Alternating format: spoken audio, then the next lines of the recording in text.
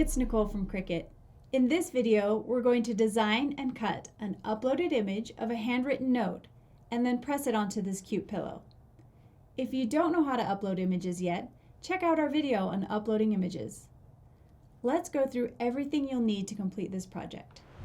A Cricut cutting machine. We're using an Explorer 3, but you can use any Cricut cutting machine.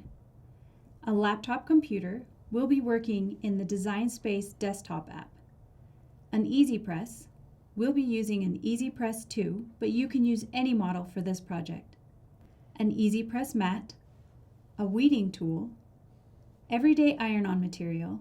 We're using Smart Iron-On. A blank of your choice. We'll use this Cricut Pillow Sham blank. To get started, let's open a new canvas in Design Space. As usual with Design Space, there's more than one way to do things. You can find your uploaded images under the Upload button under Recent Uploads, or in the Images library using the ownership filter.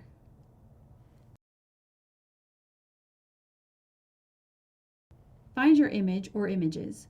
Select them to add them to the canvas. I'm going to zoom out here so I can get a better working view of my image. I'll use the resize tool on the bottom right corner of the bounding box to reduce the size. Now I'm going to use the templates tool to help me visualize the layout and size I need for my project. We are using the pillow template. Remember, the template is for visual reference only. By clicking on the template icon near the bottom of your layers panel, you can change the style, size, and color of the template to more closely match your blank. If you're wondering, the template depicts the front and the back of the pillow, in case you want to personalize both sides. Here you can see the text is too large, so we can reduce the size and use the template to reference where we would place the image on our physical blank once it's cut out. When it looks good, save your project and click Make It. Because we're using the Explorer 3, we have the option of without a mat for smart materials or on a mat. We'll choose without a mat and click Continue. Here on the Prepare screen, we'll mirror our design. Because we're using iron-on and iron-on is cut with the liner side down, but pressed with the liner side up, we need to mirror our image. Then click Continue. Now we'll select our material. We're working with Smart Iron-On.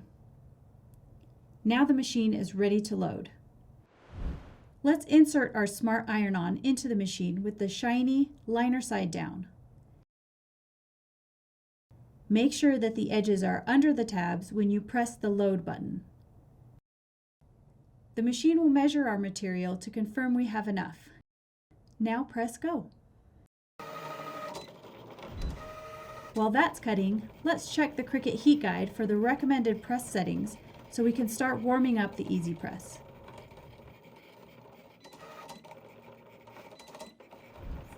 We'll unload our material and trim around our image. You can use the rest of this smart material on a mat another time so nothing goes to waste. Now we're going to carefully weed the design using a weeding tool.